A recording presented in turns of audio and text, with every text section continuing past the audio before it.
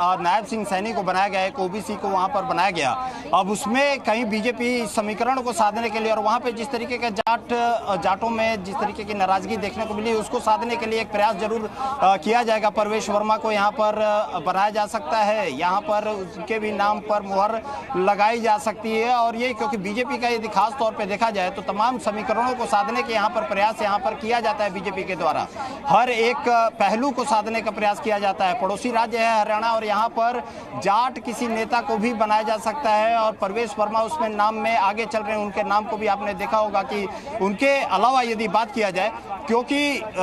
चुनाव नजदीक होने पर हो सकता है कि उन नजदीक कई एक जगहों पे जब चुनाव है, जैसे हम बिहार की बात करें तो बिहार के भी चुनाव को मद्देनजर रखते हुए यहाँ पर किसी नाम को लाया सकता है। सबसे बड़ी बात एक चीज बता देता हूँ कि दलित चेहरे पे यहाँ पर फोकस किया जा सकता है, दलित चेहरे के नाम को भी आगे बढ़ाया सकता है। बिल्कुल राहुल, ये इस पॉइंट को सेकंड करने के लिए और इसी से सवाल लेके मैं जल्दी से रविंद्र आपका रुख कर लेती हूँ। आप जानते हैं 2027 में उत्तर प्रदेश का चुनाव है और वो बहुत अहम हो जाता है और दलित वोट की जिसकी मैं बात कर रही हूँ और जाट वोट जिसकी मैं बात कर रही हूँ, उस समीकरण को देखते हुए ये बहुत अहम होगा आज जो भी फैसला बीजेपी लेती है मुख्यमंत्री चेहरे के रूप में। देखिए, दिल्ली में जो भी नया चेहरा होगा, जो भी मुख्यमंत्री होगा,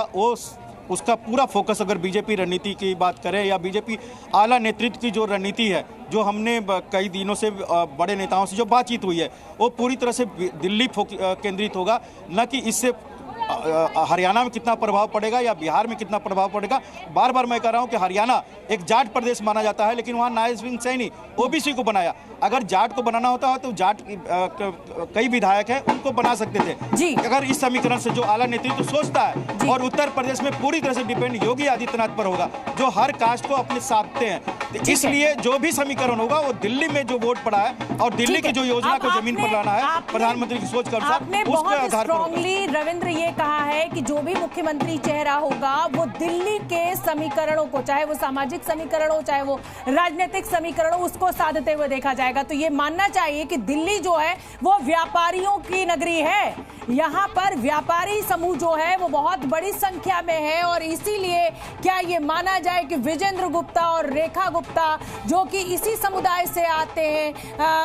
वैश्य समाज से, उनको मौका मिल सकता है और इसीलिए इनका नाम इतनी स्ट्रांगली आगे चल रहा है?